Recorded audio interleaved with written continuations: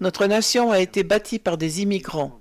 Des personnes de toutes les régions du monde ont apporté une contribution importante et durable à notre société. Nous soutenons l'immigration légale, mais nous ne tolérerons pas l'immigration de personnes dont le premier acte est d'enfreindre la loi dès leur entrée sur notre territoire. Nous devons continuer à tout mettre en œuvre pour renforcer nos frontières, faire respecter nos lois et expulser les étrangers en situation irrégulière. Comme je l'ai déclaré lors de mon discours sur l'état de l'Union, nous sommes une nation d'immigrants, mais aussi une nation de loi. Il est inacceptable et en fin de compte contre-productif pour une nation d'immigrants de tolérer les abus de nos lois sur l'immigration que nous avons constatés ces dernières années. Permettez-moi maintenant d'évoquer brièvement l'augmentation des expulsions. Notre plan prévoit de tripler le nombre d'étrangers criminels et autres étrangers expulsables depuis 1993. Chaque jour, des étrangers en situation irrégulière comparaissent devant les tribunaux. Certains sont coupables, d'autres sont certainement innocents, certains vont en prison, d'autres non.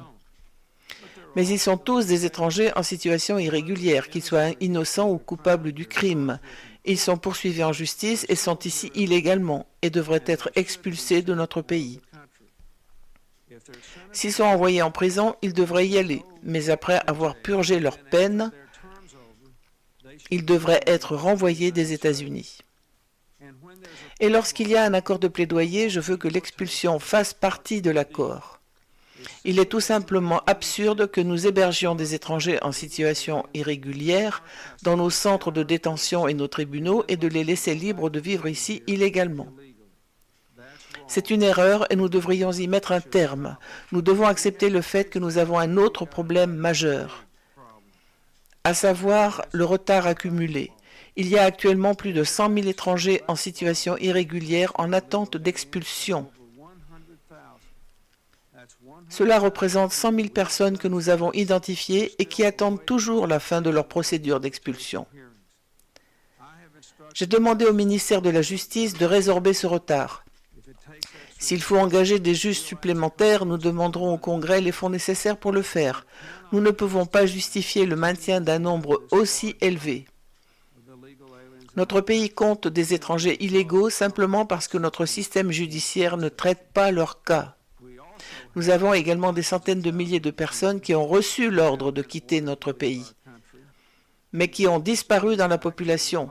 J'ai demandé au ministère de la Justice et en particulier au service de l'immigration et de la naturalisation d'élaborer un plan nous permettant de coopérer avec les États afin d'identifier ces personnes et de les expulser également. Notre pays a été construit par des immigrants, mais il a également été construit par des personnes respectueuses de la loi. Nous devons être en mesure de contrôler nos frontières, nous devons faire respecter nos lois. Nous nous attaquons à cet énorme problème que nous avons découvert à mon arrivée et nous allons continuer à y travailler jusqu'à ce que nous obtenions de bien meilleurs résultats. Merci de votre écoute.